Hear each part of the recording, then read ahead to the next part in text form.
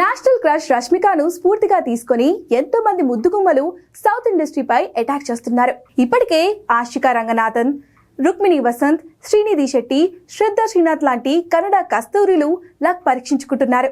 వీరి జాబితాలోకి చేరింది కాంతారా ఫేమ్ సప్తమి గౌడ్. నితిన్ తమ్ముడుతో టాలీవుడ్ లో అడుగుపెట్టింది. కాంతారాతో పాపులర్ అయిన సప్తమి గౌడ్ ఆ తర్వాత కూడా అలాంటి రోల్స్ రాకపోవడంతో ఆచితూచి సినిమాలు ఎంచుకుంటుంది.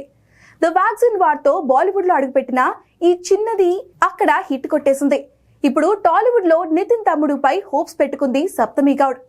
ఇందులో చిన్న రోల్ అయినప్పటికీ ప్రముఖ నిర్మాణ సంస్థ దిల్ రాజు బ్యానర్ కావడంతో ఆ ఆఫర్ కాదనలేకపోయింది.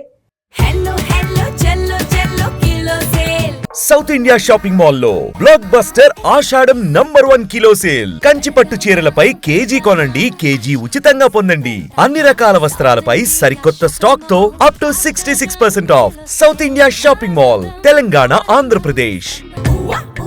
అయితే భారీ అంచనాల మధ్య వచ్చిన తమ్ముడు డివైడ్ టాక్ తెచ్చుకుంది. అయితే సినిమా రిజల్ట్ ఎలా ఉన్నా సప్తమి గౌడ్ పాత్ర మాత్రం ఆడియన్స్ ను చిరాకు పెట్టించింది అనే టాక్స్ వినిపిస్తున్నాయి.